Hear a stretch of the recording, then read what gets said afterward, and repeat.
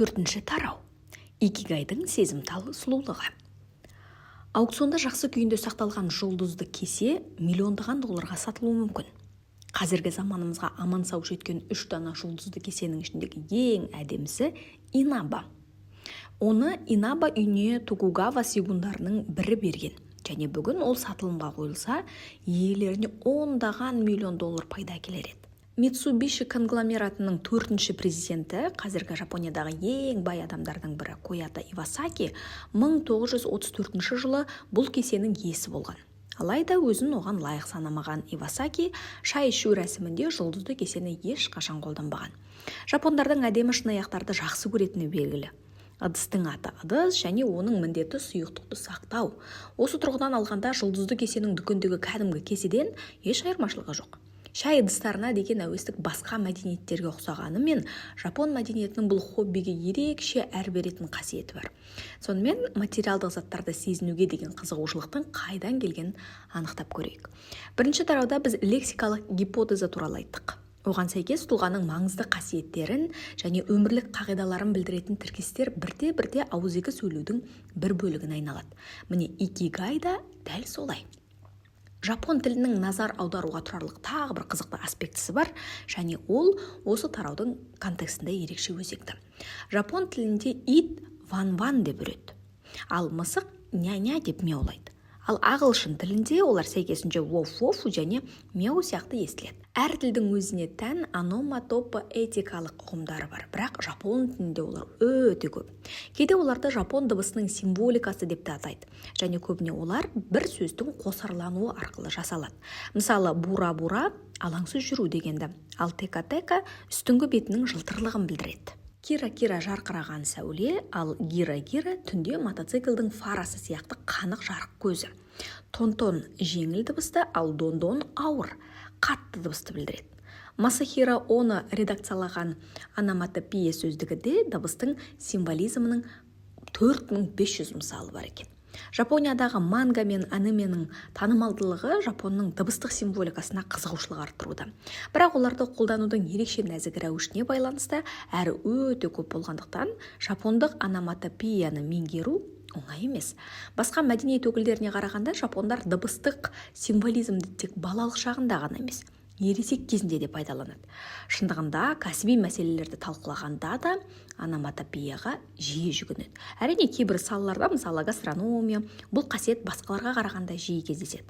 Оны Джиро сияқты суши шеберінің немесе Хироки Фуджида сияқты тәжірибелі балық сатушының ономатопияны қолданғанын елестету оңай. Өйткені дыбыстық символизм тағамның құрылымы мен дәмін жақсырақ жеткізеді.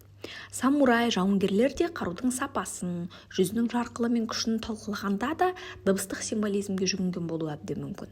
Манга салатын суретшілер кейіпкерлерінің әрекетіндегі ерекше детальды, яғни нәзік өзгешелікті жеткізу үшін тон-тон немесе дон-дон сияқты дыбыстарды жиі пайдаланады. Жоғарыда айтылған жапон тілінде дыбыс символдары көп деген лексикалық гипотезаны ескерсек, бұл таңбалар мен ұлттық дүниетаным арасындағы өзара байланыс, сабақтастық бар сияқты. Шамасы жапондар сезім ағымында әртүрлі өзгешелікті ажырата алады және физикалық сезімдердің нәзік реңктеріне назар аударады. Ономатопияның таралуы жапон өміріндегі егжей-тегжейлі сезімдік өзгешеліктің маңыздылығын көрсетеді. Кішкене детальдің өзіне назар аудару, әсіресе қазіргідей инновацияның әсерінен қарыштап дамып жатқан өмірімізде қолөнершілерге деген құрметті кемітпек емес. Жапонияда дәстүрлі бұйымдардың едәуір бөлігін әлі күнге дейін қолөнершілер жасайды. Өздері туралы қандай да бір мәлімдеме жасауға немесе өздерінің ерекше өнерімен жұртшылықтың назарын аударуға тырыспағанымен, олар үлкен құрметке ие және жапон қоғамында маңызды рөл атқарады. Көбіне олардың өмірі икигайдың үлгісіне айналған. Белгілі бір мақсатқа жету үшін тіпті елге игілікті ұлы іс болмаса да бар ынта-жігерімен өзіңді сол іске арнауға тиіссің. Әрине шебердің жұмысы көп уақыт пен ерекше күш-жүгерді талап етеді. Сондықтан оның нәтижесі керемет талғампаздылығымен және тамаша сапасымен ерекшеленеді. Жапондық сатып алушылар қолөнер бұйымдарын жасауға жұмсалған уақыт пен еңбекті құрметтейді және ол мейлі пышақ болсын, немесе қылыш, керамика, лак бұйымдары ма, әлде васе қағазы немесе мата болсын, ондай заттардың сапасын жоғары бағалайды. Қолөнершілердің этикасы мен еңбегі экономикалық қызметтің әр түрлі салаларына әсер етуді жалғастырып келеді. Сол сияқты әр түрлі сенсорлы қасиеттерді игеру қолөнер мен өндіріс технологияларының шеберлігін ынталандырады. Жапон компаниялары жылдар бойы тұрмыстық электроника саласында төменгі көрсеткішке ие болғанымен, олар күрделі құралдарды, әсіресе медициналық камераларды өндіруде алда келеді. Инженерлік өнердің дәлдігі мен мінсіздікке ұмтылудың нәтижесінде жапондардың медициналық бейне камералары әлем бойынша алдыңғы қатарда тұр. Сонымен қатар, жапондық өндірушілер жартылай өткізгіш құрылғылар саласында жетекші орын алып жатыр. Сапалы білім мен осы уақытқа дейінгі жинаған мол тәжірибе, сондай-ақ мұқият өлшеп келісілген әрекет тиімді әрі жоғары сапалы өндіріске жол ашады. Кез келген қолөнер немесе жоғары технологиялық өнеркәсіпте әрекеттерді орындау үшін сенсорлық сезімдерді ескеру қажет. Ал жапон тілінің ономатопиялық байлығы жапондардың осы нәзік рәуіштерге деген сезімталдығын толық жеткізеді. Алдағы 8-ші таруда сөз болатындай, жапондықтардың санасында әрбір сезімдік сипаттама Құдайға тең. Жапондар әлемді жаратқан Құдайдың хикаясы шексіз болатыны сияқты, табиғат пен материалдық дүниедегі реңктердің алуан түрлілігі шексіз деп есептейді. 1000 жылы Жапониядағы Тейси есімді император әйелге қызмет еткен Сейсенаган деген жалшы өзінің Макуро но Соши, яғни төсек басындағы жазбалар атты эсселер жинағымен танымал болды. Жалшы әйел өміріндегі әрбір ұсақ түйекке мұқият назар аударған. Мысалы, қауынға боялған баланың сүйкімді бет-әлпеті, тышқанның даусына елең еткен үй торғайы, біреудің шақырғанына еңбектеп бара жатып, кенет едендегі шаңды көріп, томпиған қолына оны жағып алып, ересектерге көрсетіп тұрған 2-3 жасар бала, шынында да сүйкімді емес пе? Өмір туралы сөз қозғағанда, Сейсенаган асқақ, салтанатты тіркестерден аулақ болады. Ол өмірде кездесетін күнделікті ұсақ түйектер туралы жазып, түйсігімен дәл қазір осы жерде болудың маңызын түсінеді. Сонымен қатар Сейсенаган өзі туралы ештеңе айтпайды. Қысқа жазбалар оның жеке тұлғасы мен мінезін өзі ашып айтып бергеннен гөрі әлде қайда айқынырақ көрсетіп тұрғандай. Сейсенаганның кітабында айтылған дүниетанымның қазіргі заманға саналылық ұғымымен ұқсастығы бар. Зейінді жаттықтыру үшін дәл қазір осы сәтте болып жатқан нәрселерге назар аудару керек және не болып жатқанын бағалауға асықпаған жөн. Саналылыққа қол жеткізудегі басты кедергі адамның өз менімен байланысы. Атышулы еңбектің жазылған уақытын және бұл эсселердің зайырлы сипатын ескерсек, олар қазіргі заманның талабынан бүгінгі озық ой дәстүрінен тұтас 1000 жылдық дәуірге алға шыққан деп айтуға болады. Сейсенаган қазіргі заманның жазушысы бола алар еді. Бәлкім, жапондардың өмір философиясына қосқан бірегей үлесі эгоны жоққа шығаруда жатқан шығар. Миока Каме өзінің әйгілі өмірдің мәні туралы, яғни Икигай кітабында, балалардың барлығы да мұңсыз, бейқам екендігін, сол себепті олардың шат-шадыман өмір сүруіне, сүйікті ісімен айналысуына Икигайдың қажет еместігін жазады. Өйткені бала нақты мамандыққа немесе әлеуметтік статусқа байланбаған. Әрине, осы бір балалық бейқамдық өмір бойы сақталса тамаша болар еді. Бұл бізді Икигайдың екінші негізіне, өзін-өзі босату қажеттілігіне әкеледі. Төсек басындағы жазбалар кітабында Сейсенаган құдды бір дүниеге таңғы шық сияқты, бүгін ғана келгендей, өзінің қоғамдағы орны туралы айтпайды. Өзіңді ұмыту қабілеті бізді дзен буддизмнің негізгі ұғымдарының біріне жетелейді. Бір қызығы, зейін философиясында өзін-өзі жоққа шығару қазіргіні бағалай білумен қатар жүреді. Өзіңді босату дәл қазір осы сәтте болу мүмкіндігімен тығыз байланысты. Дегенмен бұл түсінікті, өйткені қазіргі заманға зейін концепциясы буддалық медицина дәстүрлерінен туған. Жапонияның Фукуи маңындағы Эйхедзи ғибадатханасы дзен буддизмді үйрететін орталықтардың бірі. 1244 жылы Доген есімді монах негізін қалаған. Әлі күнге дейін жұмыс істеп тұрған Эйхедзи ғибадатханасы болашақ монахтарды оқытып дайындайды. Мыңдаған үміткер ғибадатханаға оқуға, жаттығуға, медитация жасауға келеді. Ғибадатханаға кіріп, қабылдауға жазылу үшін үміткерлер бірнеше күн бойы қақпаның алдында, тіпті кейде жаңбыр астында тұру керек. Заманауи көзқарас тұрғысынан бұл келеке сияқты көрінуі мүмкін. Бірақ дзен, яғни буддизм мектебі, Әлемінде кіріспенің осындай қорлықпен басталуы, әсіресе адам өзін-өзі жоққа шығару тұжырымдамасын еске ұстаса, ұтымды түсіндірмесі бар. Джиксай Минами Эхедзе ғибадатханасында 10 жылдан астам уақыт тұрған Будда монахы. Ал мұнда 10 жылдан астам тұру сирек кездесетін жағдай. Өйткені жаңадан келгендердің көпшілігі ғибадатханада біліктілік жинау үшін ғана бірнеше жыл тұруға мәжбүр.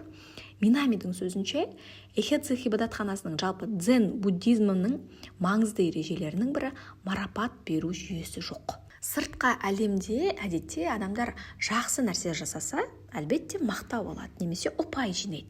Бірақ Эхедзе ғибадатханасында сауапты іс үшін мадақтау немесе сыйақы беру деген атымен жоқ. Бұл жүйеге кіргенде қанша медитация жасасаңыз да, күнделікті міндеттеріңізді қаншалықты адал атқарсаңыз да, бұл ештеңеге әсер етпейді. Сізге де кез келген басқа жаңадан келген адамға қарағандай қарайды. Сіз анонимді, көрінбейтін болмысқа айналасыз. Даралық барлық мағынасы мен маңызын жоғалтады. Әйткенмен Эхедзе храмындағы күнделікті жұмыс оңай емес.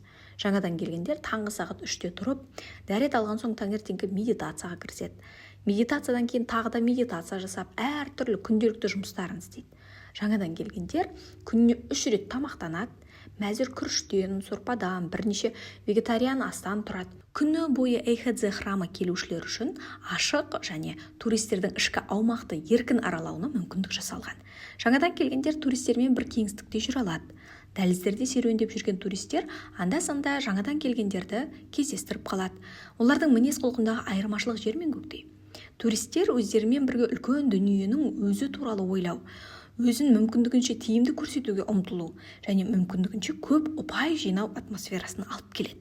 Жаңадан келгендер, керісінше, басқа адамдардың барын былай қойғанда, өздерінің бар екенін де білмейтіндей әрекет етеді. Олар икигайдың екінші негізі өзін-өзі босату қабілетін сәтті игерді. Қырым еті жоқ ап-арық, беттері теп-тегіс, Эхедзе храмының диетасы сұлулыққа пайдалы әсер етеді деп саналады. Сондай монахтарға келушілер тіпті қызығып қарайды. Бір сәтке сіз ғибадатханадағы жаңадан келгендердің бір екеніңізді елестетіп көріңізші. Сезіміңіз бен санаңыз әдемі бейнелерге толы. Талғампаз архитектура, ғибадатхана жиһаздары, бірнеше ғасыр бойы осында жасалған және мұқият сақталған әдемі нысандар, материалдық құндылықтар аз және өзін-өзі қанағаттандыру мүмкіндіктері жоқ. Бірақ Эхедзеде өткізген әрбір сәт нәзік сұлулыққа толы. Сіз ғибадатхананың атмосферасына енген кезде мәңгілік тыныштықты сезінесіз. Өзіңе тән қасиетті жоғалту мен марапаттау жүйесінің жоқ болуының өтемі ретінде ғибадатхананы сұлулық қоршап тұрғандай. Кембриджден шыққан нейробиолог Николас Хамфри өзінің жан тозаңы сана сиқыры кітабында сананың функционалдық маңызды мәселесін қозғап, оның бізге сенсорлық ләззат өмір сүруге негіз беретінін айтады. Хамфри Америка құрама штаттарында өлім жазасына кесілген тұтқындардың соңғы таңғы асын мысалға келтіреді. Тұтқынға өз мәзірін таңдаудың соңғы мүмкіндігі беріледі. Хамфри Техас қылмыстық әділет департаментінің ресми сайтында жарияланған тұтқындардың соңғы мәзірін келтіреді. Бір тұтқын қуырылған балықты, картопты, апельсин шырынын және шоколадты тортты таңдауы мүмкін. Олар жарық дүниенің соңғы күнде жейтін ең соңғы дәмді мұқият таңдайды және бұл тамақ ішу кезіндегі сезімдік ләззаттардың маңызын көрсетеді. Бұл қазіргі уақытта болу және дәл қазір осы сәтте болу мүмкінінің соңғы түрі деп айта аламыз. Берілген жағдайларда икигайды табу мүмкіндігінің биологиялық бейімделудің бір түрі деп санауға болады. Сіз өзіңіздің икигайыңызды әртүрлі жағдайларда таба аласыз. Және сіз үшін төзімділіктің кілті сенсорлық ләззат. Заманауи ғылымда адамның іс-әрекетімен бірге жүретін сенсорлық сипаттамалар, соның ішінде тамақ жеуге байланысты тәжірибе квалия деп аталады. Бұл термин сезімдік тәжірибенің феноменологиялық қасиеттеріне жатады. Қызыл түстің қызаруы, раушан гүлінің хош иісі немесе судың салқындығы квалия мысалдары. Ми нейрондарының белсенділігі нәтижесінде квалияның қалай пайда болатынын нейробиология мен жалпы ғылымның ең үлкен құпиясы саналады. Бізді жұмбақтардан артық ештеңе шабыттандырмайды. Егер аузыңызға құлпынай салсаңыз, Әрине, симбияканың дәмі тіл үйірер бал татқан керемет жемісті болу міндетті емес.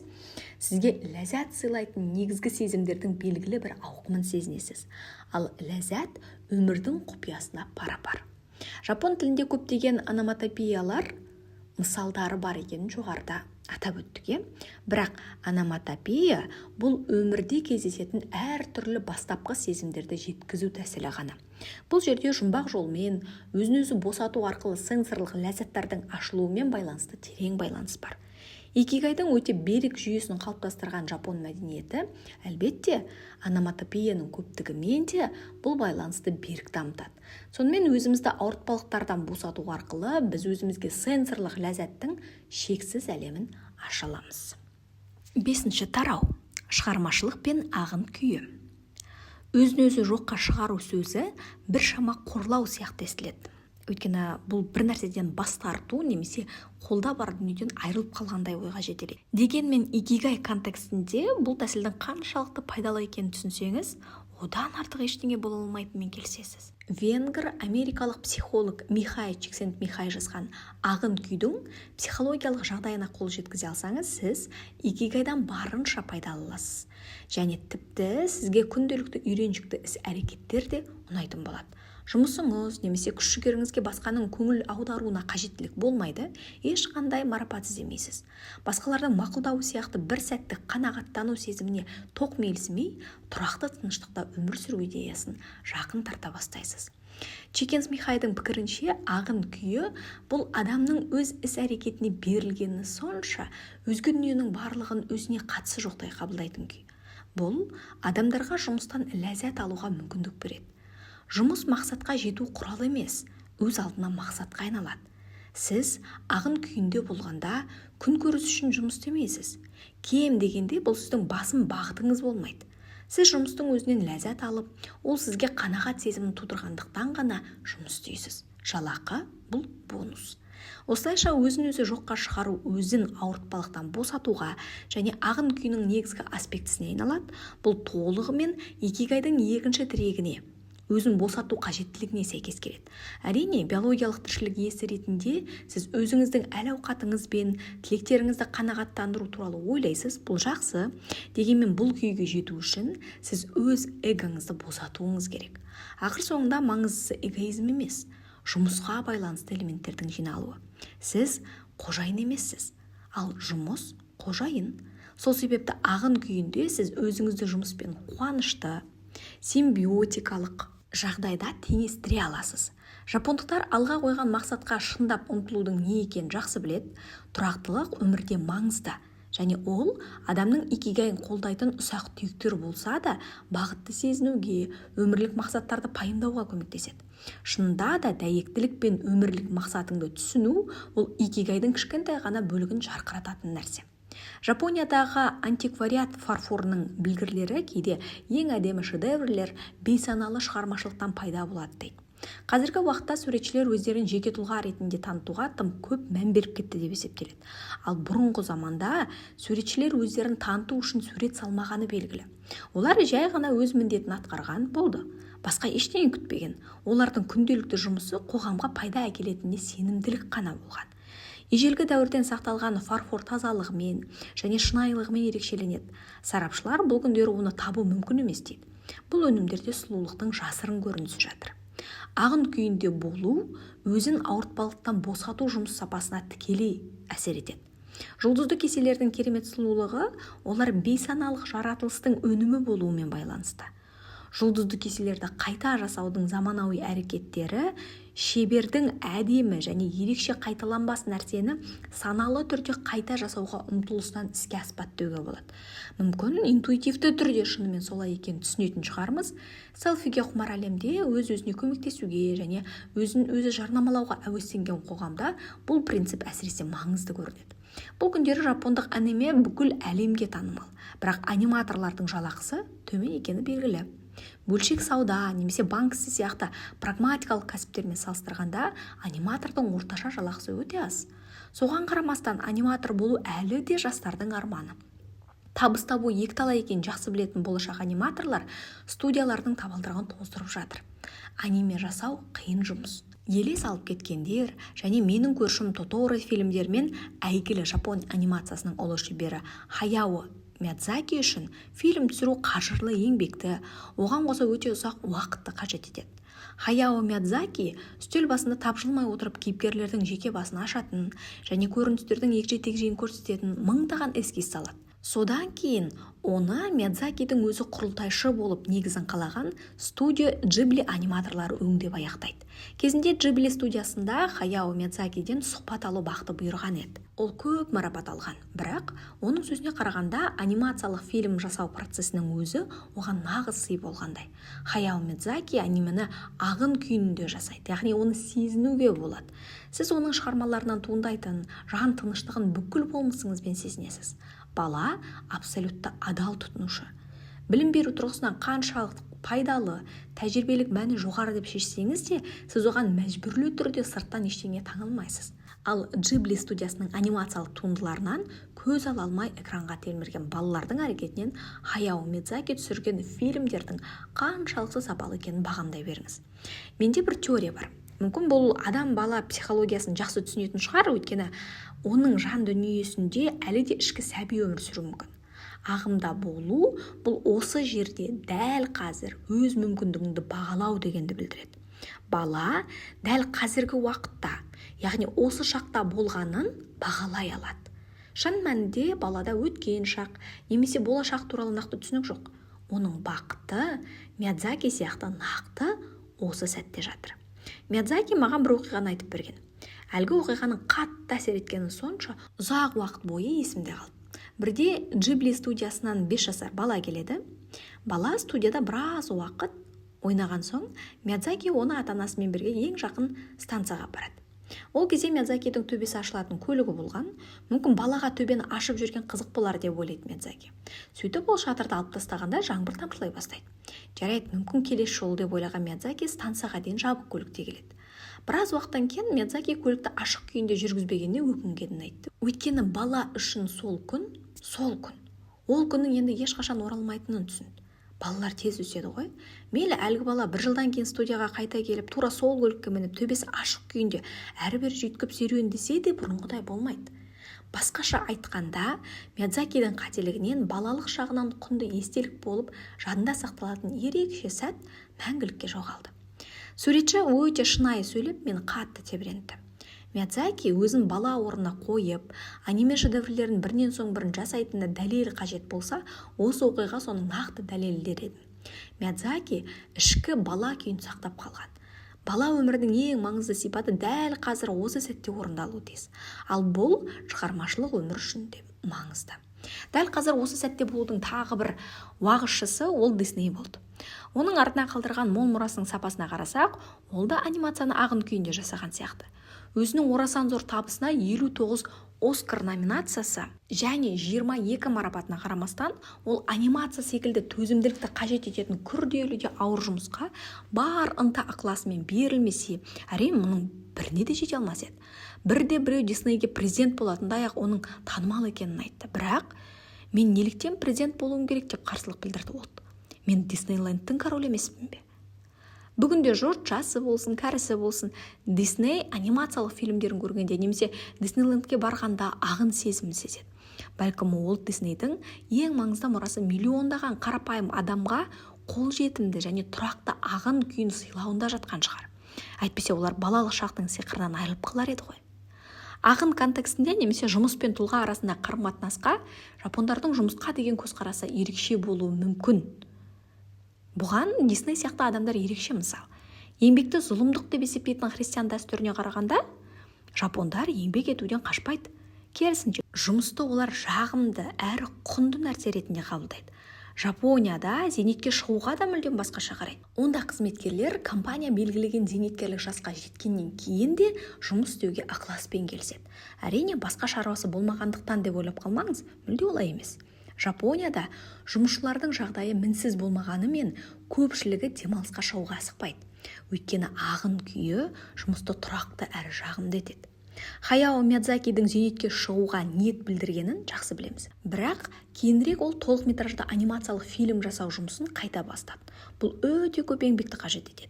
зейнетке шығу туралы соңғы хабарландыру 2013 жылы «Жел күшейіп келеді» фильмі аяқталғаннан кейін шыққанды. Сондықтан да көпшілік бұл фильмді ұлы режиссердің соңғы шығармасы деп санады.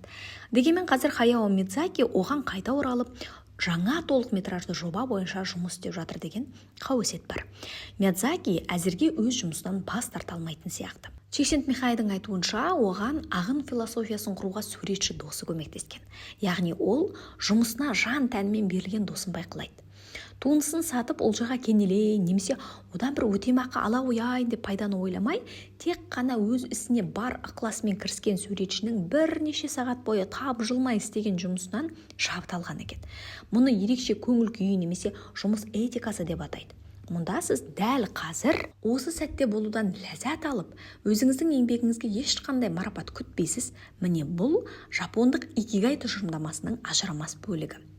Жапон вискінің өндірісін қарастырайық. Жапониядағы виски өндірісі жұмысқа түбегейлі оң көзқарастың таңғажайып мысалы.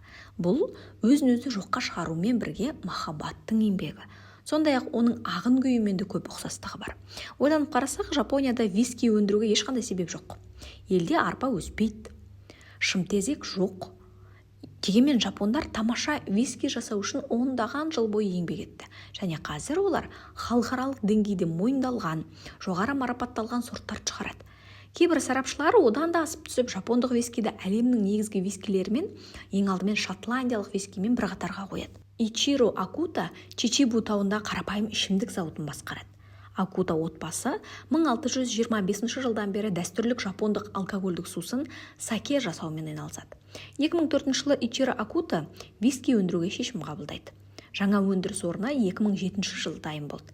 Ал алғашқы өнімі Чичибу жалғыз ут виски 2011 жылы шықты. Акута вискиі нарықтық бәсекелестікке таяуда ғана қосылғанына қарамастан, қазірдің өзінде әлемдік нарықта өте жоғары бағаланып, ол туралы жақсы пікірлер айтылуда. Әрқайсының жеке этикасы бар. Ойын карталары бейнеленген 54 вискиден тұратын Playing Card сериясы бірнеше жыл бойы шығарылды. Бұл серияның толық жиынтығы Гонконгта шамамен $4 миллион сатылған. Акутаның сондай-ақ Ichiro's Malt брендімен шығарылған жалғыз ут виски де қымбат тұрады. Көбі Ичиро Акутаны виски әлемдегі жаңа жұлдыз санайды. Сейичи Кошимизу жапондық Сантори сыра қайнату және тазарту тобында бас купажист. Ол көп жылдан бері тамаша қоспа алу жолында тынымсыз еңбектеніп келеді. Сейичи Хибики сияқты премиум брендтерге жауапты және көптеген марапат алған. Бірақ оның бейнетінің нәтижесі ондаған жылдан соң байқалмақ. Қазір 68-ге келген Кошимизу тіпті осы күнгі еңбегінің жемісі қандай болатынын ешқашан көрмеуі мүмкін. Кошимизу өзі бекіткен ережелерді қатаң ұстанатын адам. Дәм реңктерін ажыратау қабілетін жоғалтпау үшін күнде бір уақытта түскі асқа бір тағамды удон кеспе сорпасын жейді. Оның негізгі қаруы виски ашытылған бөшкелердің сөрелері сияқты тұрақты сенімділік. Бірде ол менен вискиді араластыру философиясымен бөлісті. Оның айтуынша, бір бөшкедегі вискидің жылдар бойы қалай божитынын нақты болжау мүмкін емес.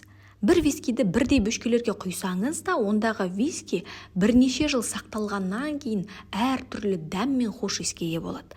Белгілі бір бөшкеде ашытылған виски тым күшті болып шығуы да мүмкін, бірақ оны басқа вискилермен араластырсаңыз, жұмсарып, қоспаға таңғаларлық жағымды дәм беруі мүмкін. Бір қызығы, кейбір элемент таза күйінде құнды болмауы мүмкін. Ал өзіндік қасиеттері бар басқа элементтермен біріккенде сусынның жалпы сапасы артады.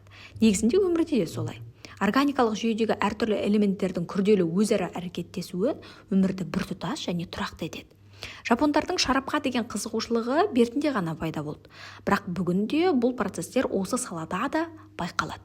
Өндірушілер әлемдік деңгейдегі шарап жасауға ұмтылып келеді. Виски мен шарап жасаудың ортақ сипаты жылдам марапат немесе мойындауды күтпей көп жыл бойы бейнет кешу. Бәлкім жапондар икигайды анық сезінгендіктен мұны жақсы білетін шығар. Ағын күйін сезіну жұмысыңыздан ләззат алу үшін маңызды. Бірақ жұмысыңыздың сапасын жақсарту үшін де ұсақ түйекке назар аудару қажет. Бір детальды жібермей, осы сәтте болу, сөйте тұра ұсақ түйекке назар аудару шай рәсімі өнерінің мәні. 16 ғасырда өмір сүрген шай рәсімінің негізін қалаған Сенне Рикюдің бұл концепцияны өте қиын кезеңде самурайлар бір-бірімен бітпейтін соғыс жүргізген Сенгоку дәуірінде ойлап тапқанын таңғалдырады. Тай-ан осы күнге дейін сақталған. Саннарюки жобалаған жалғыз ғана шай үйі. Оның көлемі өте кішкентай болды. Үйдің тарлық еткені соншалықты ішіне шай рәсімінің шебері мен бірнеше қонақ әрең сияды. Дегенмен бұл да кездейсоқ емес. Шағын бөлменің атмосферасы интимдік әңгімеге көбірек қолайлы. Ішінде қару-жараққа орын жоқ. Шай рәсімнің басты қонағы саналған самурай жауынгерлері қылыштарын есіктің сыртында қалдыру керек. Тіпті олар ішке иіліп кіру қажет болған. Жапондардың ичига ичие бір рет бір кездесу дегенді білдіреді. Тұжырымдамасы о бастан шай рәсімі дәстүрінен бастау алған. Сірә бұл маңызды идеяның авторы да Рюкю болғанға ұқсайды. Ичиго ичие өмірдегі адамдармен, заттармен немесе оқиғалармен кез келген кездесудің уақытша тұрақсыз сипатын мойындау. Кездесу өткінші болатындықтан оған байыппен қарау керек. Өйткені өмір бір-ақ рет болатын нәрселер мен оқиғаға толы. Жапондық икигай тұжырымдамасының негізінде өмірдегі кез келген кездесу мен қуаныштың ерекшелігін түсініп жатыр. Бұл жапондық өмір философиясының орталық элементі. Өмірдің ұсақ-түйек оқиғаларына тереңірек үңілсеңіз, ештеңе қайталанбайды. Әрбір мүмкіндік бірегей. Жапондардың кез келген оқиғаның ұсақ-түйегіне мән беріп, өмір мен өлім мәселесі ретінде қарайтыны да сондықтан. Шай ішу рәсімі әлі күнге дейін сақталған. Бір қызығы, онда икигайдың 5 тірегі түгел байқалады. Шай рәсімнің шебер бөлменің жиһаздарын мұқият ойластырып, кішкентай нәрселерге, мысалы, қабырғаны қандай гүлдермен безендіретініне дейін көп көңіл бөледі. Рәсімдерді жүргізуде әрқайсысының көп жылдық тәжірибесі болса да, мойынсыну рухы, шай шеберімен қонақтарына тән қасиет. Шай рәсімі кезінде қолданылатын заттардың көпшілігі ондаған, тіпті 100-деген жыл бұрын жасалған. Олар ұмытылмас әсер қалдыру үшін бір-бірімен үйлесімділікте таңдалады. Мұқият дайындыққа қарамастан, шай рәсімінің басты мақсаты шай бөлмесіндегі кез келген сенсорлық детальдің өзінен ләззат алу, босаңсу, ұсақ-түйектен ләззат алу. Сондай-ақ адамның ақыл ойы шай бөлмесінің ішкі кеңістігін сіңірген кезде саналы күйінде қалу. Дәл қазір осы сәтте болу. Мұның барлығы екінші тарауда айтқан ежелгі жапондық ва ұғымына сай келеді. Ва адамдардың икигай сезімін сақтап, басқа адамдармен үйлесімді өмір сүруді түсіну кілті. 604 жылы Сетоку ханзада жариялаған 17 баптан тұратын конституцияда уаны бағалау керек деп жазылған. Содан бері уа жапон мәдениетінің айқындаушы белгісі, икигайдағы негізгі құрамдас бөлігі болды. Ал Сетоку ханзаданы икигайда бастаушылардың бірі деп санауға болады. Икигайдың ең маңызды элементі басқа адамдармен және қоршаған ортамен үйлесімді өмір сүру. Массачусетс технологиялық институтының зерттеушілері команданың жұмысында анықтайтын фактор әлеуметтік сезімталдық екенін көрсететін эксперимент жариялады. Әр адамның басқалармен үйлесімде жасалған икигайы шығармашылыққа және еркін ой алмасуға қолайлы жағдай жасайды. Айналаңыздағы адамдардың жеке ерекшеліктерін тану және құрметтеу арқылы сіз алтын үшбұрышты бейнелейсіз. Икигай, шығармашылық және ағын күйі. Әртүрлі сыртқы және ішкі элементтермен үйлескенде әлде қандай өзгешелікті байқайтын қабілетіңіздің ашылғанын байқайсыз. Сіз эмоционалды күйзелісте болсаңыз, немесе бір жақта ойласаңыз, жұмыс пен өмірдің тепе-теңдігін өзгерте алатын маңызды бөлшектерді бағалай алмайсыз. Өзіңіздің жұмысыңыздың сапасын тек ағын күйінде болғанда ғана жасарта аласыз. Мұны Акута мен Кошемису жақсы біледі. Сапаға деген тынымсыз ұмтылысты виски мәдениетінің екінші ұшынан жапон барларынан табуға болады. Юсимадағы аңызға айналған бар, эс деп аталады. Оның иесі Акио Ватанабе тұтынушыларға 40 жылға жуық қызмет көрсетіп келеді. Мен әлемдегі ең жақсы барлар Жапонияда деп есептеймін. Менің пікірім бір жақта, тіпті күлкілі болып көрінуі мүмкін. Бірақ бұл Токиода өскен, содан кейін бүкіл әлемді аралау мүмкіндігіне ие болған адамның көзқарасы. Маған сеніңіз, өмірімде бірнеше барды көрген адаммын. Колледжде оқып жүргенімде эст барында болдым. 20-ға толған кезім, заң бойынша бұл жаста ішімдік ішуге тыйым салынған. Сәл қобалжып барға кірген сәтте алдымнан мүлде жаңа әлем ашылды. Бұл бар Ирланд және Шотланд мәдениетінің элементтерін сақтай отырып, жапон стилінде безендірілген.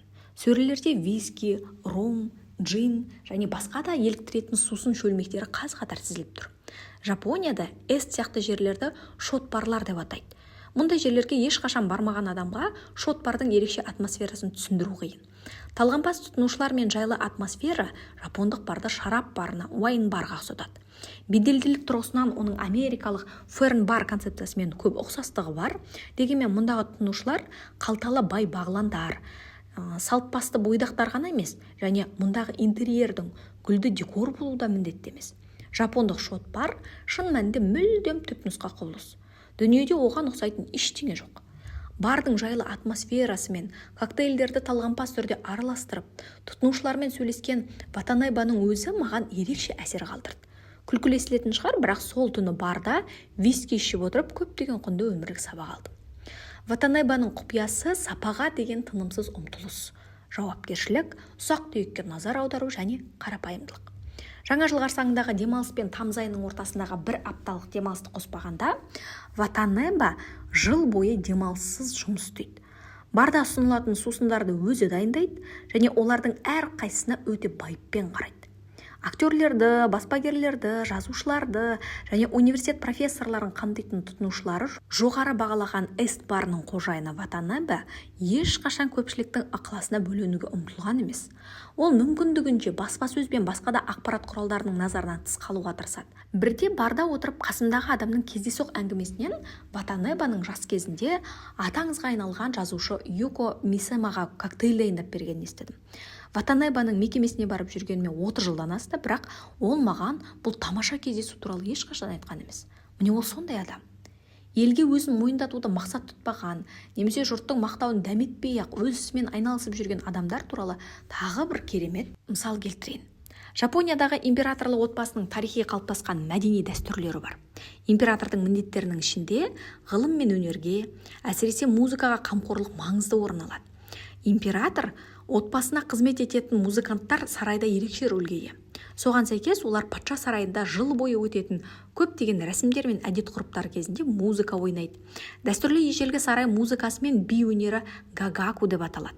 Сарайдағы гагаку тарихы 1000 жылдан астам уақыт бұрын басталған. Бірде гагаку дәстүрінің әйгілі сарай музыканты Хидеки Тогимен сөйлестім. Ол Нара дәуірінен бастап, яғни 1300 жылдан астам уақыт бойы гагакумен айналысқан Тоги отбасынан шыққан.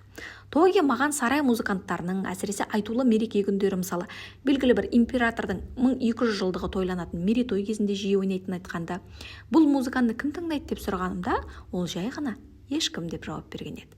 Содан кейін сөзін жалғастырып, император сарайының кең де тыныш бөлмелерінде тыңдармансыз, көрерменсіз аспаптарда ойнаймыз, ән айтаймыз, билейміз, түннің бір уағына дейін музыка ойнаймыз. Кейде марқұм императорлардың рухы көктен түсіп, біраз уақыт бізбен бірге болып, әуеннен ләззат алып, кері қайтатынын сезінеміз дейді. Тоги мұны таңғаларлық ерекше ештеңе жоқ, жайбарақат айтады. Шамасы гагаку музыканттары тыңдарманның жоқтығына көндігіп осылай болуға тиіс деп қабылдауға дағдыланғандай. Тогидің әңгімесі ағын күйінің дәл қазір осы сәттегі поэтикалық және әсерлі сипаты. Тыныш концентрацияға қол жеткізгенде сізге аудитория қажет болмай қалады. Қазір болып жатқан нәрсеге ризасыз және өз ісіңізбен айналысасыз. Кейде біз басымдықтарымызды дұрыс қоймай, олардың маңызын қате бағалаймыз. Көп әрекетімізді марапат үшін істейміз. Оны алмасақ көңіліміз түсіп, жұмыс істеуге деген қызығушылық пен құштарлық жоғалады. Бұл мүлдем қате көзқарас. Әрбір әрекет бірден сияпатқа әкелмейді. Жұмысты жақсы орындасаңыз да сыйлыққа кенелуіңіз міндетті емес. Жылы пікір мен атақ адамға тәуелді болмайды. Ол кейбір жағдайларға байланысты кездейсоқ келеді. Әйткенмен, жұмыс процесін немесе шығармашылықты қуаныштың негізгі көзіне айналдыра алсаңыз, онда сіз өміріңіздегі ең маңызды міндеттердің бірін сәтті шеше алдыңыз деген сөз. Сондықтан сізді ешкім тыңдамаса да музыка ойнаңыз. Ешкім қарамаса да сурет салыңыз. Шағын әңгіме жазыңыз. Мейлі оны ешкім оқымай-ақ қойсын. Бірақ сіз жазыңыз. Ішкі қуаныш пен қанағат өмір сүруді және жұмысыңызды жалғастыру үшін жеткілікті болады. Бұл жетістікке жеткізсе, онда сіз дәл қазір осы жерде болу мүмкіндігін толық меңгергенсіз деген сөз. 6-шы тарау. Икигай және тұрақтылық. Жапондық икигай концепциясында ұстамдылық пен өзін-өзі бақылау әрқашан үлкен мәнге ие болды. Басқалармен үйлесімді қарым-қатынас жасау да маңызды саналды.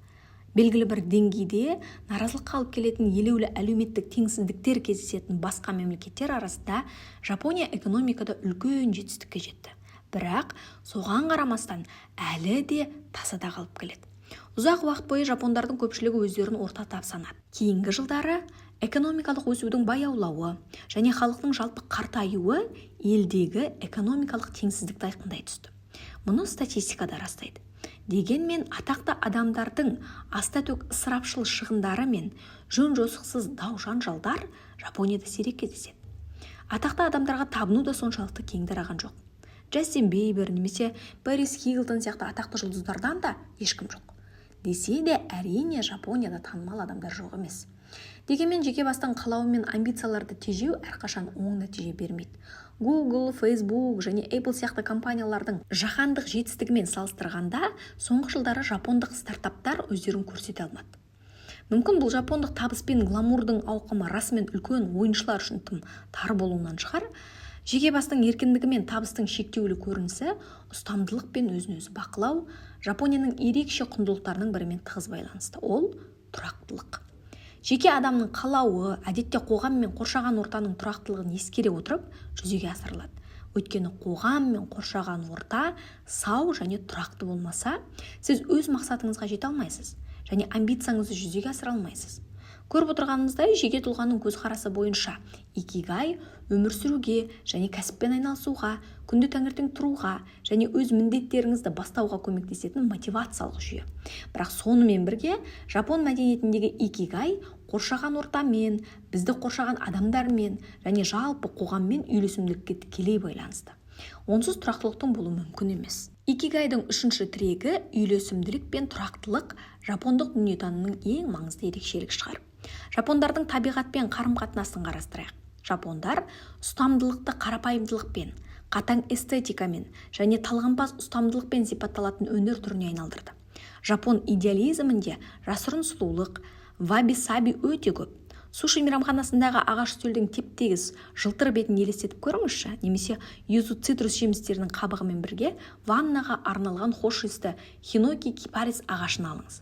Мұндай ваннаның мақсаты адамның тәнін ғана емес, жанын да тазарту. Ашық ауада, әсіресе онсен, ыстық бұлақтарда жүзу жапондықтар арасында өте танымал. Қала тұрғындары интерьерді сән-салтанат пен жайлылыққа толтыра отырып, үйлеріне табиғаттың бір бөлшегін әкелуге тырысады. Сенті қоғамдық монша. Қабырғаларынан пейзаждарды, мысалы, Фудзи тауының бейнесін жиі көре аласыз. Бұл өте танымал көрініс. Орман, тауларды аралап, салауатты серуендеу жапон халқының табиғатқа деген сүйіспеншілігі мен құрметін білдіреді. Жапониядағы танымал ол хобби. Жапон бақшасының дизайны, ондағы картиналар маусымға байланысты өзгеріп отырады. Көрерменнің эстетикалық сезімін қанағаттандыратындай етіп жасалған. Жапония тұрақтылықтың елі. Тұрақтылық адамның табиғатқа деген қамқорлығынан ғана емес, оның қоғамдағы мінез-құлқынан да көрінеді. Адам өзгелерге парасаттылықпен қарап және оның іс-әрекетінің жалпы қоғамға қалай әсер ететінін есте сақтау керек. Ең дұрысы, бұл қоғамдағы кез келген әрекетке қатысты. Жапондарда өздерінің шұғыл қажеттілігін мүмкіндігінше тезірек қанағаттандыру жолын ойлап табу әдеті жоқ. Олар табандылықпен, асықпай, сабырлы түрде жоспарланған жолмен алға жылжығанды жөн көреді. Сондықтан Жапонияда қоғамға қажетті жаңа бір дүние пайда болса, ол өте ұзақ уақыт іске жарауы мүмкін. Жапон императоры әлемдегі ең көне мұрагерлік жүйесі бар монархия. 1989 жылы 7 қаңтарда таққа отырған қазіргі император Акихито әулеттің 125-ші билеушісі. Жапонияда көптеген мәдени құбылыстар ғасырлар бойы келе жатыр.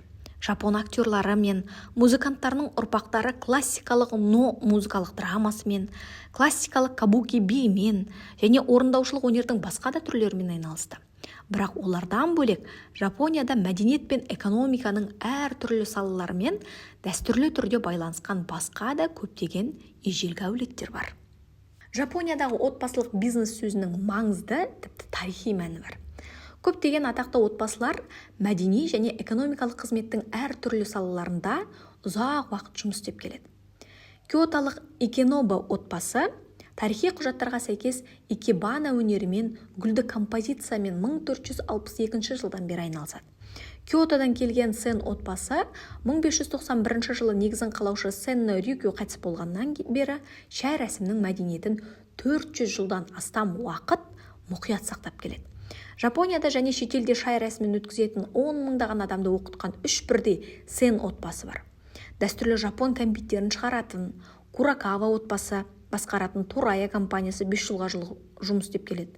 578 жыл үш ағаш ұстасы негізін қалаған Конго Гуми өнеркәсіптік компаниясы ғибадатханаларды салуға және жөндеуге маманданған. Қазіргі уақытта олар әлемдегі ең көне компаниялардың бірі саналады. Оны әлі күнге дейін Конго отбасы басқарады. Жапон мәдениетінде икигайды тұрақтылық негізіне айналдырған көптеген құбылыс пен ұйым бар. Жапондардың икигайды қалай қабылдайтынын түсіну үшін Жапониядағы тұрақтылық деген нені білдіретінін түсіну керек. Мұндағы ең айқын мысал Ise храмы. Жапонияның батысындағы Мие префектурасында 5500 гектардан астам аумақты алып жатқан кең, қалың орманда жапондардың дәстүрлі діні синтоизмнің маңызды ғибадатханаларының бірі Ise храмы орналасқан. Ең маңызды синтоизм ғибадатханасы күн құдайы Аматерасуға арналған. Аңыз бойынша Жапонияның императорлық әулеті Аматерасудан тараған. Осылайша Ise храмы Жапонияның императорлық үйімен тығыз байланысты. Ғибадатхананың басты діни қызметкерлерінің ролін дәстүрлі түрде император отбасы мүшелерінің бірі атқарады. Ise ғибадатханасының маңыздылығы сонша, 2016 жылы оған Ise Симадағы G7 саммитіне қатысқан әлем көшбасшылары барған. Ise ғибадатханасында император үйінің 3 қасиетті қазынасы, Ято но Кагамидің қасиетті айнасы, Кусанагидің қылышы және Ясако но Магаматаның қымбат салпыншақтары, яғни кулон сақталғанын айтады. Магатама бұл адамның эмбрионына ұқсайтын дәстүрлі жапондық тамшы тәрізді яшма моншақтары.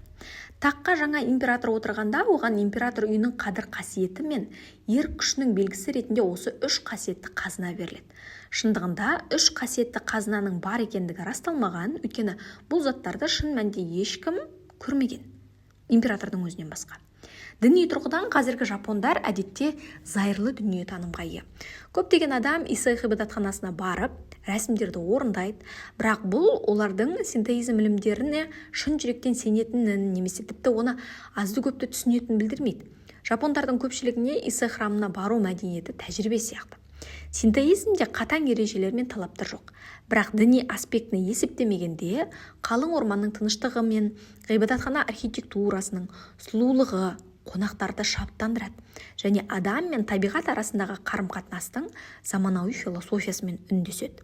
Икигайды іздеу контекстінде Ise ғибадатханасының біз үшін өте өзекті бір керемет ерекшелігі бар.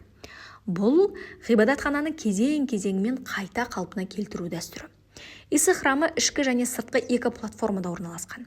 Әр 20 жыл сайын ғибадатхананың ғимаратын бұзып, оны басқа жерден жаңадан салады. Жаңа ғимаратқа әлбетте жаңа ағаш пен жаңа құрылыс материалдары пайдаланылады. Заманауи үлгіде ғимарат 2013 жылы салынған, ал келесі қалпына келтіру жұмыстары 2033 жылға жоспарланған. Деректерге сүйенсек, ғибадатхананы әр 20 жыл сайын қайта салу дәстүрі соңғы 1200 жыл бойы келе жатқанын, тек соғыс пен әлеуметтік толқулар орын алған кезде ғана үзілгенін байқаймыз. Жаңа храмның дәл бұрынғыдай болу үшін барлығын алдын ала ойластырып, біраз дайындық жасау керек. Мысалы, жоспарланған күннен бірнеше ондаған жыл бұрын ғибадатхананың қабырғасына бөрене ретінде пайдаланатын хиноки ағашын, жапон кипарисін өсіру қажет. Осы мақсатта Ise храмы бүкіл ел бойынша арнайы бақта хиноки ағаштарын өсіреді. Ал құрылысқа кез келген бөрене жарамайды. 200 жыл жасаған хиноки ағаштарының белгілі бір өлшемдегі бөренелері қажет. Ise храмын салған кезде шеберлер арнайы техниканы пайдаланады. Бір қызығы, ғибадатхананың ғимараттары бірде-бір шегесіз салынады.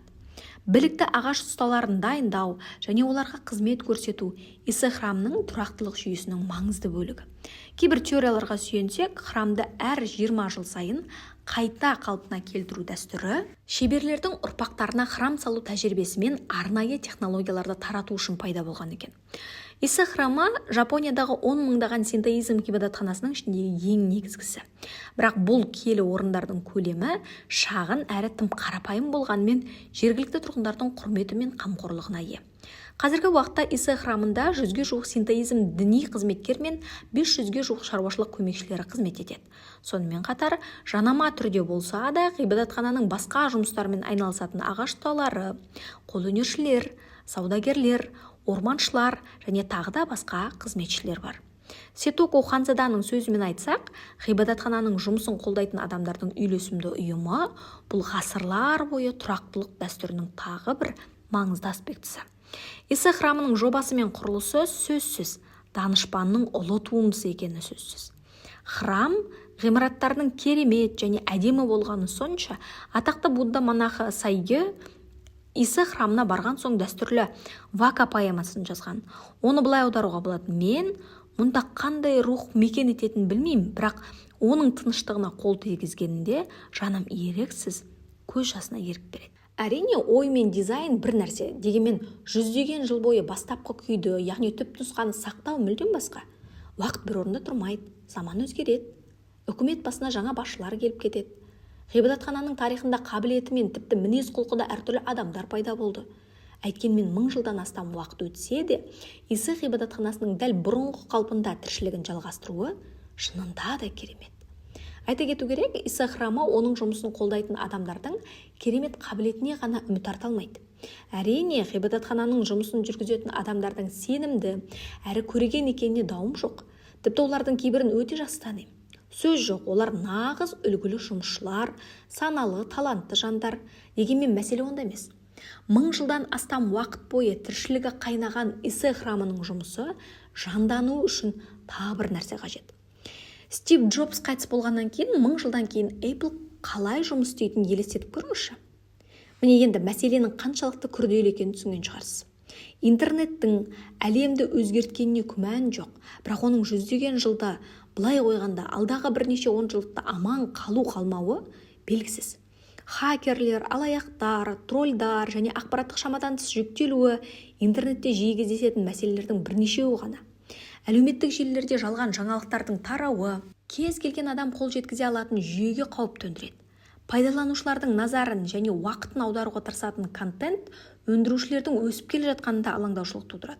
Facebook, Twitter, Snapchat, Instagram және тағы да басқа секілді интернет қызметтері біздің уақытымызды қысқа әрі үзік-үзік дүниелерге аударатынын бәріміз білеміз. Инновацияға құмар әлемде адам өзінің жеке мінез құлық ерекшеліктеріне сәйкес келетін икигайды қолдану арқылы тұрақтылық принципін қалай жүзеге асыра алады? Бұған Иса храмының тарихы тамаша үлгі болмақ. Тұрақтылықтың кілті үйлесімділік екені анық. Иса храмы қызметшілердің ұстамдылығы мен қарапайымдылығы, сондай-ақ олардың және алдыңғы буынның жылдар бойы жасаған тамаша жұмысы Иса храмын икигайдың 3-ші тірегі үйлесімділік пен тұрақтылыққа бөледі.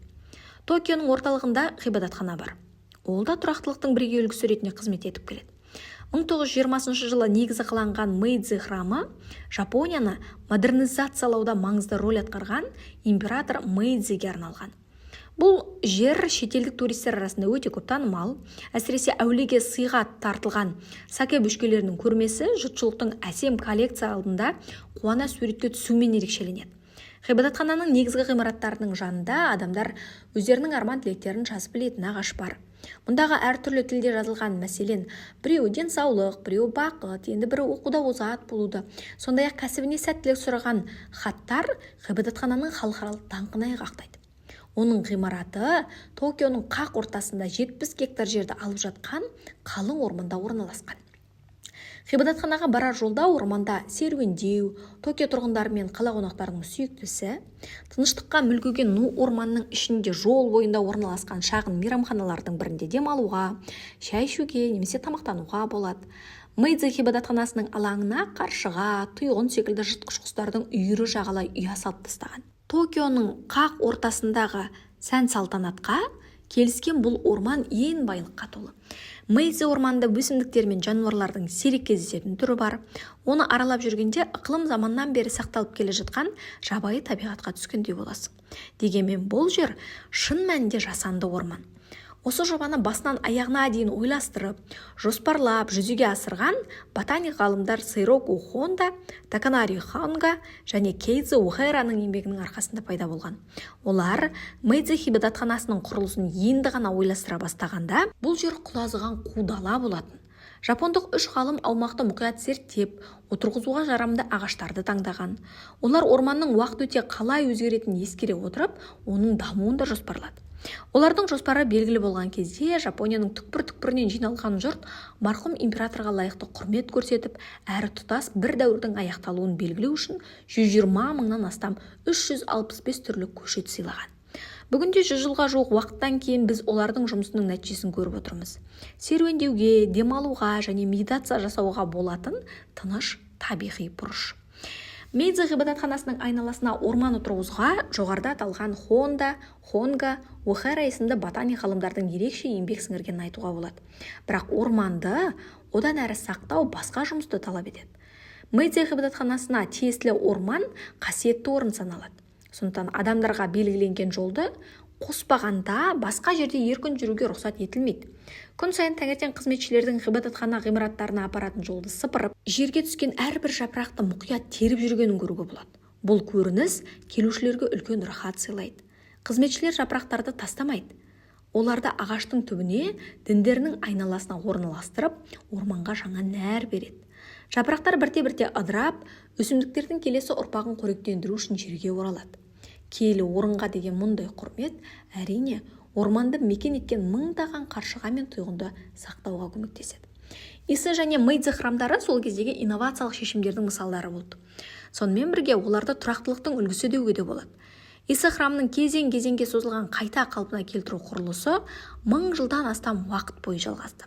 Ал Мэйдзи ғибадатханасына 100 жыл толды және оның қазіргі күйіне қарап әлі талай ғасыр келушілердің көзайымына айналатын елестету қиын емес. Қарапайым адамдардың еңбегін бағаламасақ, біздің икигайымыз тұрақты болмайды. Жапон философиясында қарапайым және орташа болып көрінетін нәрсе шын мәнінде сондай дегенді білдірмейді. Жапон мәдениеті көптеген қарапайым әрекетпен өркендейді. Олар көбіне кемелділікке жеткізеді. Осы өмір философиясы болмаса көп нәрсе Иса ғибадатханасының қалпына келтірілуі және Мэйдзи ғибадатханасының айналасындағы орманның болуы, Синкансен пойыздарының қозғалысы және суши мейрамханаларындағы тамаша тағамдар тұрақты болмас еді. Шыңды бағындырғандардың басқаруындағы құндылықтар жүйесі тұрақты бола алмайды. Өйткені біреу бірінші болу үшін, басқасы екінші болу керек. Адамдар арасындағы жаһандық бәсекелестік күшейіп жатқан қазіргі заманда кез келген жағдайда жеңіске деген ұмтылыстың салдарын есте ұстаған жөн. Адамға тән жеңіске деген ұмтылыс оны таңғажайып жаңалықтарға әкелуі мүмкін. Бірақ ол адамды, оның артында бүкіл қоғамды күйзеліске, тұрақсыздыққа апаруы ықтимал. Мәселе мынада. Иерархиялар құру және адамдарды жеңімпаздар мен жеңілгендер, көшбасшылар мен ізбасарлар, бастықтар мен бағынушылар деп бөлу адамның табиғатында бар. Міне сондықтан адамзат әлдеқайда алға шықты. Ерте ме, кеш пе бұл бізді жойып жіберуі мүмкін. Адам өзін тапқан органикалық жүйенің ерекшеліктерін ескере отырып, байыпты, ұстамды қалыпта икигай тіректерін меңгерсе, бұл тұрақты өмір салтына жақсы ықпал ете алады. Бұл пайымдау бізді тағы да дәстүрлі ва тұжырымдамасына әкеледі. Үйлесімге қамқорлық жасау және қалауыңыз бен қажеттілігіңізді қоршаған ортамен сәйкестендіру қажетсіз қақтығыстарды азайтады. Басқаша айтқанда, икигай бейбітшілік. Төзімділік, тапқырлық пен шеберлікті қажет ететін өміршең өнер. Адамзат қоғамы орманға ұқсайды. Әрқайсымыз бөлек өмір сүреміз. Сонымен қатар барлығымыз басқа адамдармен байланыстымыз. Көп жағдайда тіпті оларға тәуелдіміз. Ұзақ өмір сүру болжауға болмайтын дүниеміздегі аз жетістік емес. Өмір болған соң арасында сүрінесің, құлайсың. Бірақ сіз икигайды өміріңізде түнек орнаған ең қолайсыз уақытта да тауып сақтай аласыз. Икигайдың мәні де осында. Адам өз ғұмырында нені бастан кешсе де, икигай оның өмірінде тал бесіктен жер бесікке дейін жүреді. Мүлгіген тып-тыныш орманда отырғаныңызды елестетіңізші. Терең тыныс алыңыз. Содан кейін бұл орманның тіршілік ету үшін не қажет екенін ойлаңыз. Мен Мэйдзи орманына барған сайын ондағы ағаштардың сыбдырын тыңдап, тұрақтылық туралы ойлаймын. Икигай кішіпейілділік, шыдамдылық, қарапайымдылық және болашақты ойлаумен үндеседі.